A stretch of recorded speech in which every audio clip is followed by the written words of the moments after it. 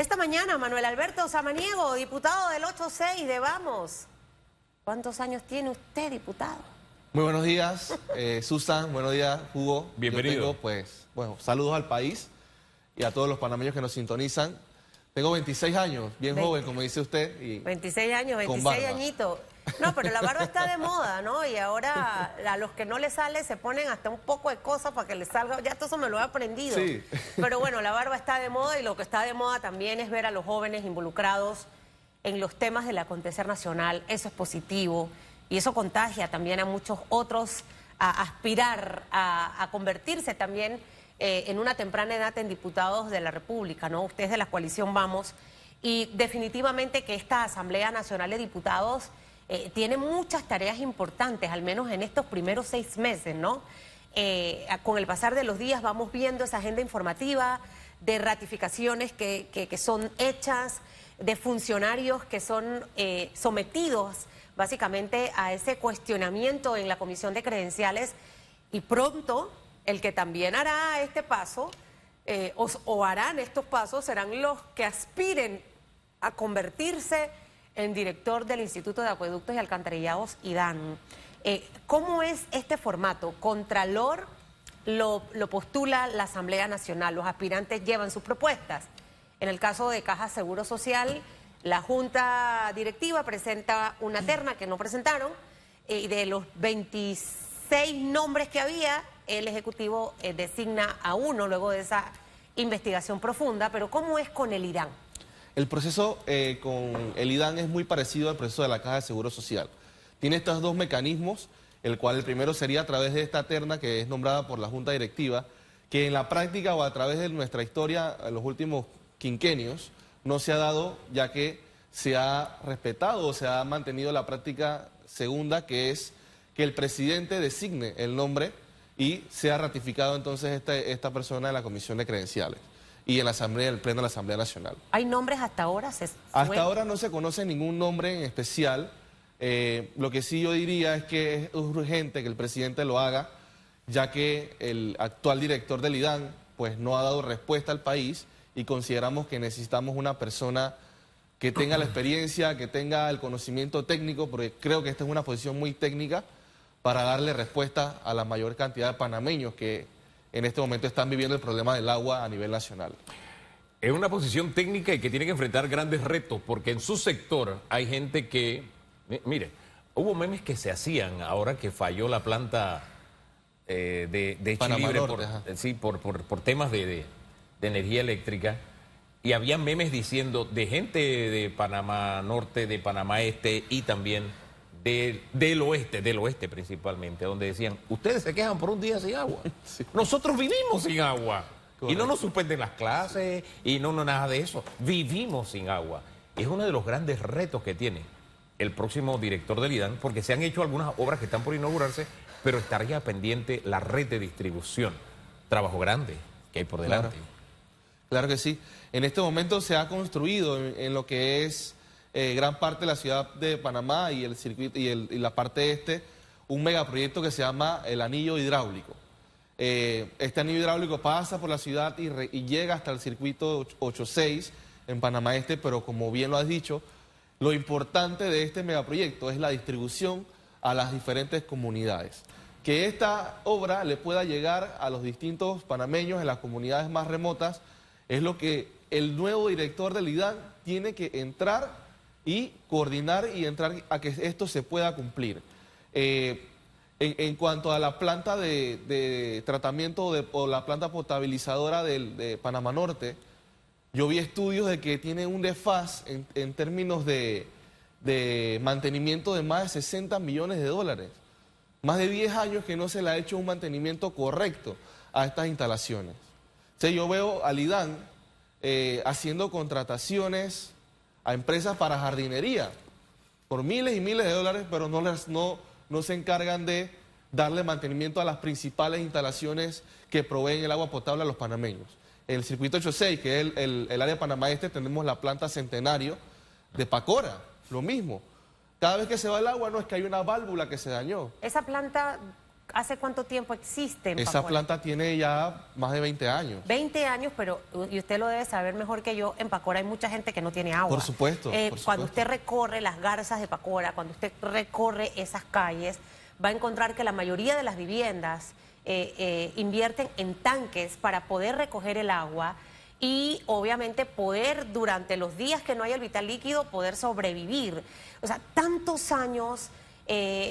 Ayer estaba en las instalaciones del PNUD y uno de la Agenda 2030 está el tema del agua. Claro. Entonces yo decía, la agenda del agua, y en estos tiempos, con tanta modernización, con tanto recurso, todavía hay áreas que no tienen agua. Ya a este director le falta poquito. ¿Hasta cuándo él realmente está?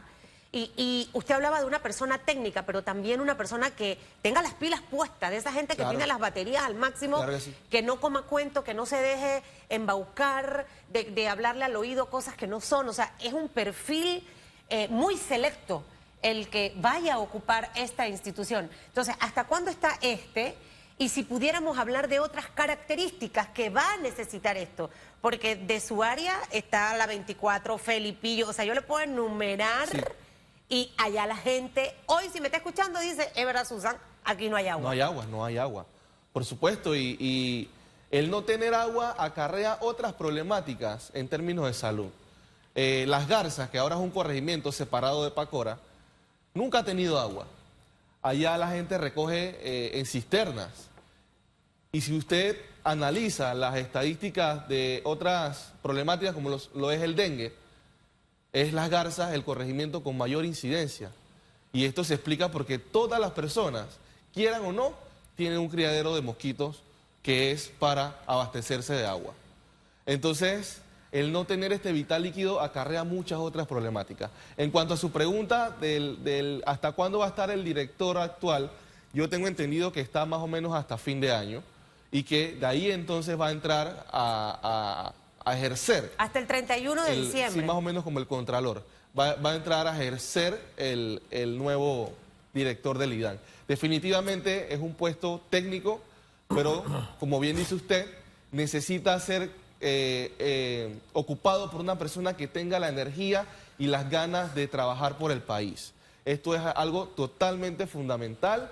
Yo pensaría que no debe ser un nombramiento político, ya que esta es una institución en la cual ciencias como la ingeniería, la hidráulica son las que van a determinar, y la planificación y la estadística son las que van a determinar una buena gestión por parte del próximo director.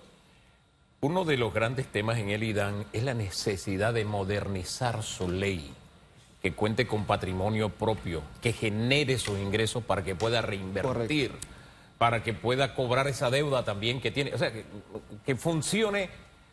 Se dijo en su momento como la ACP, pero eso se ha dicho muchas veces con respecto a muchas instituciones.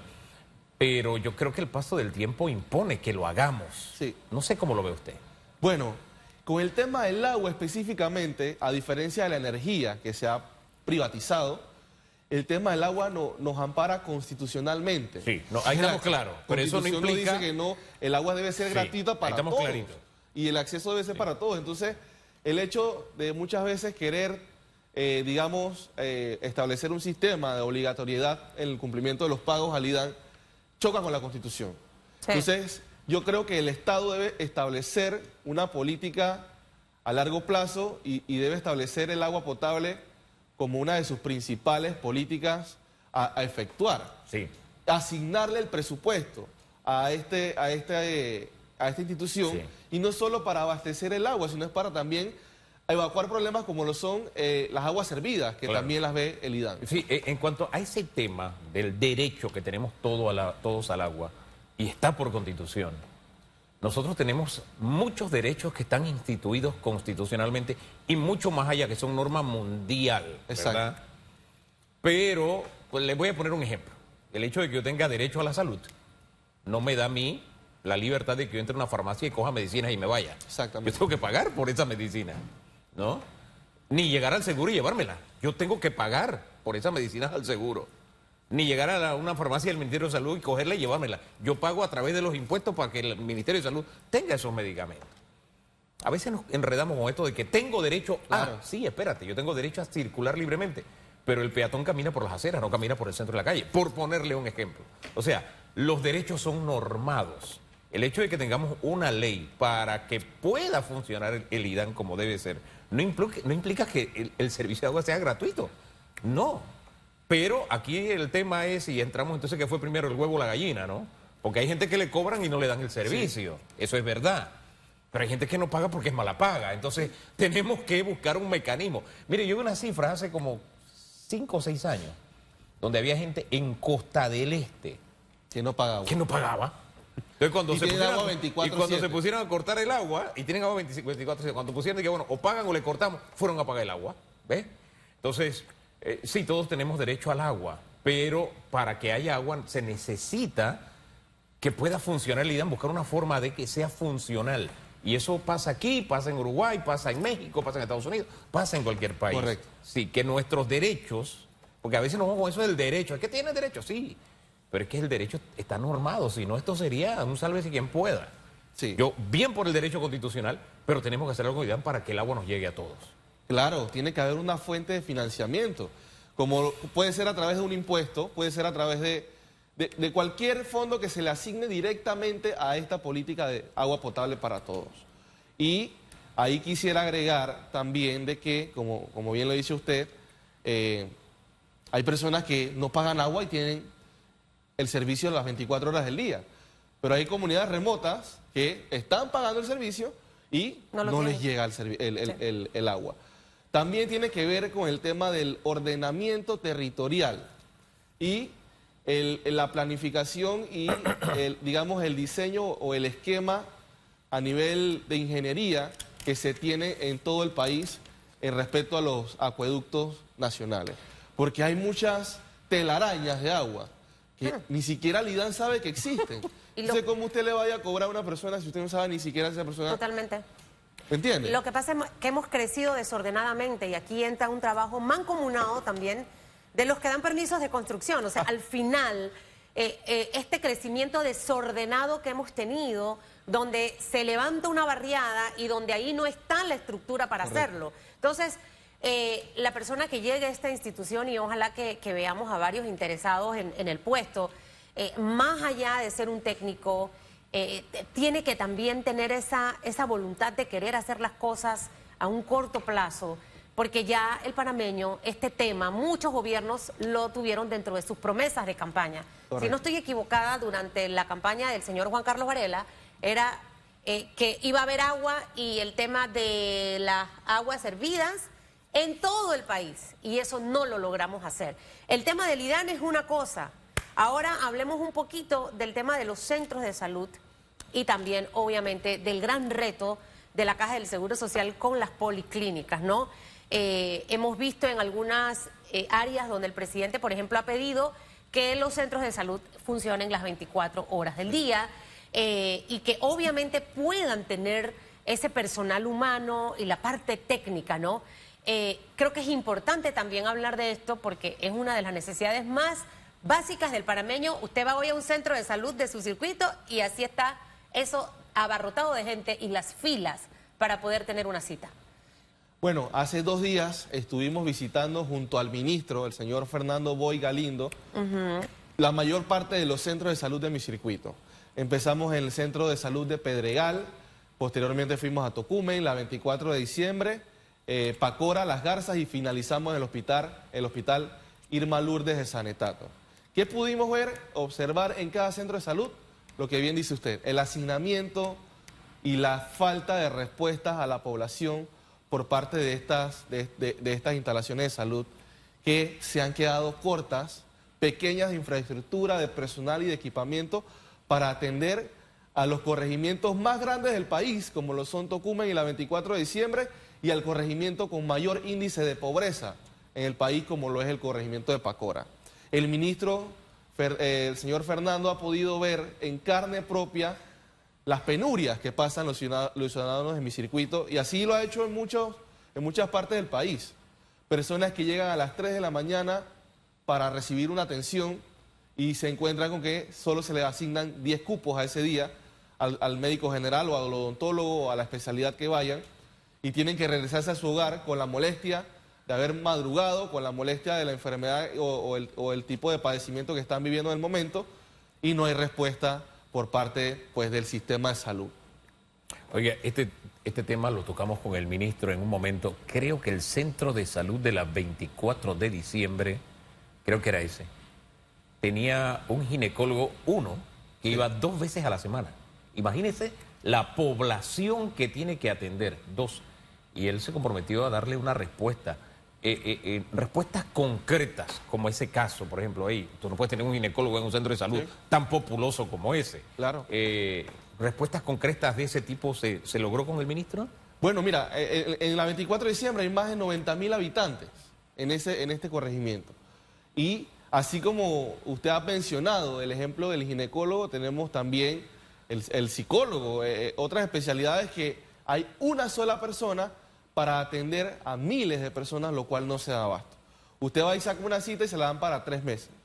El ministro ha identificado la falta de personal técnico en la mayor cantidad de hospitales, clínicas y, digamos, centros de salud a nivel nacional. Él menciona, o lo que nos ha dicho es que no es tan fácil reclutar al personal, ya que si usted hace una publicación ahorita mismo de que el Ministerio de Salud necesita 40 ginecólogos, es muy probablemente que no los puedan conseguir, porque tal vez los médicos ya estén trabajando en la parte privada, o él mencionó que tenemos mucho escape de recurso humano a otros países, en donde pues se le da mejores condiciones a los médicos, y que entrar a trabajar al Ministerio de Salud por necesidad de ellos mismos no les ha sido tan fácil contratar al personal. Lo mismo con los tecnólogos médicos, que por ejemplo en Las Garzas, donde se está viviendo los altos índices de la enfermedad del dengue, se necesitan más tecnólogos médicos para atender el tema de hacer las pruebas y de diagnosticar a los pacientes. Y hay una señora que ya está jubilada, que está haciendo un trabajo titánico, que no puede ni siquiera tomarse los domingos para ir a atender a su familia, y que tiene que estar prácticamente todos los días en el centro de salud haciendo las pruebas como laboratorista, y han tratado de buscar otras personas y no las encuentran. Van a tener que tomar medidas el ministro, y ahí le hicieron la sugerencia de poner el personal de las universidades de estas personas que están practicando para que vayan a dar apoyo a los distintos centros y de salud. agarren experiencia. Y agarren la experiencia. Ahora, esa visita con el ministro, y que lo veo positivo, porque en realidad está siendo acompañado de todos los diputados. Correcto. O sea, de partidos políticos, no necesariamente de gobierno. Entonces, de estas visitas sale un plan de acción, medidas que empiezan a ejecutarse para tratar de ir solucionando estos temas. La idea es que el ministro viera los problemas en carne propia, nosotros tomar las notas y los apuntes pertinentes para a hacer un plan de acción, así como lo dice usted, y posteriormente reunirnos con el ministro para medir los resultados.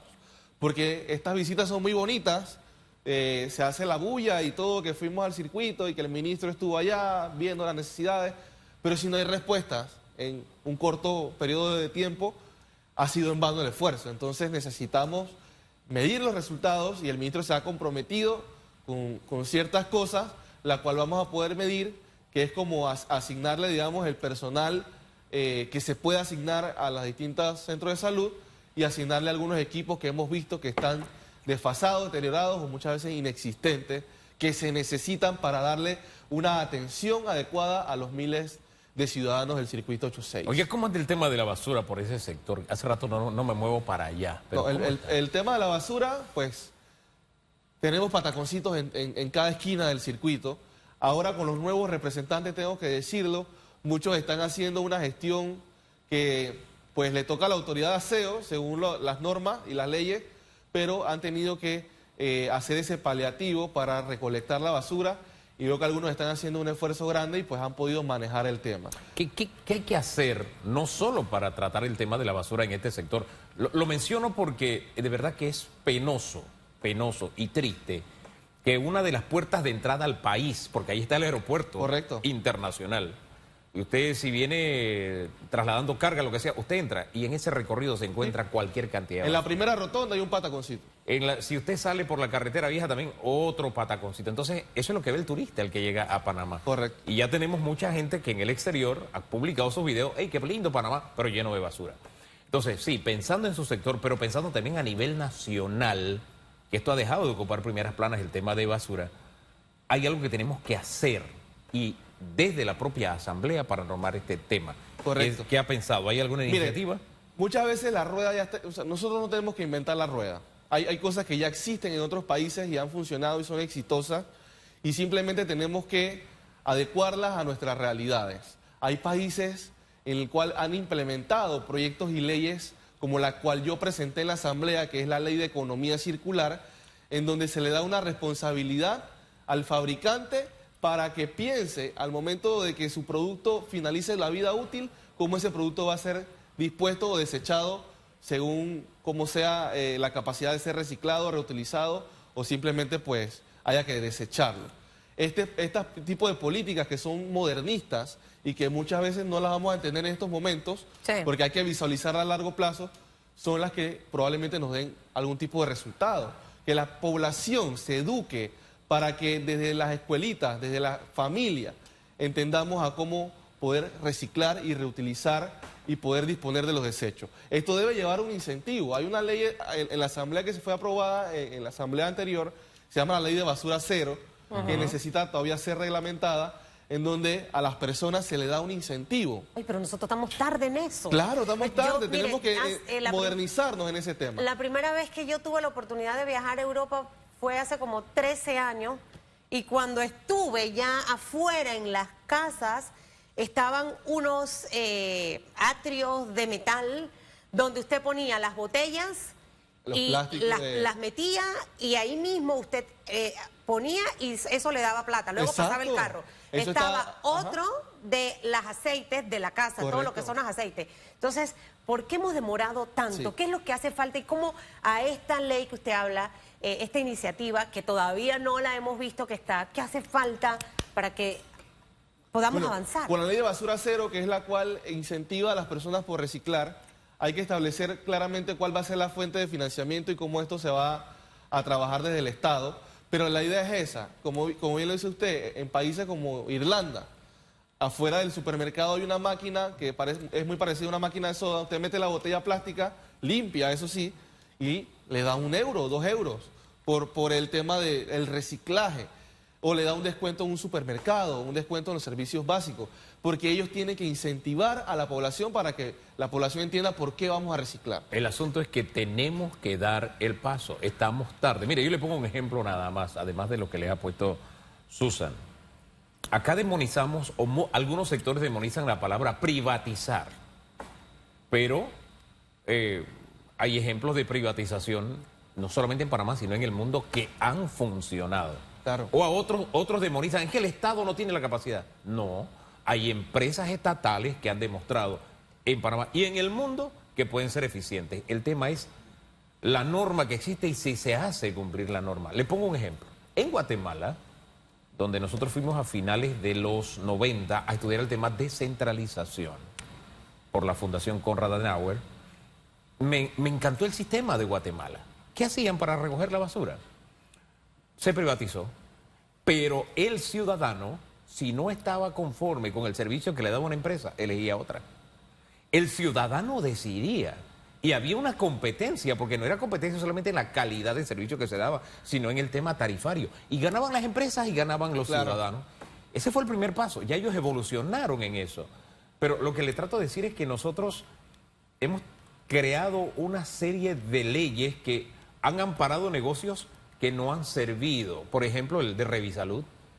Esa gente le ha sangrado al país cualquier cantidad de millones de dólares y no ha dado el servicio. Claro. Y yo no logro entender cómo es que existe un contrato que no nos permite rescindirlo al no hacer lo que tiene que hacer. Entonces, la empresa, y eso no solamente ha pasado en San Miguelito, ha pasado en un montón de lugares. Sí. El punto es, ¿dónde se crean las normas a nivel nacional para que esto funcione? En la asamblea. Correcto. Y ahí entonces yo creo que viene el trabajo, en vez de estar con algunos proyectitos que sí son importantes, pero El día de la tortilla. No, hombre, no.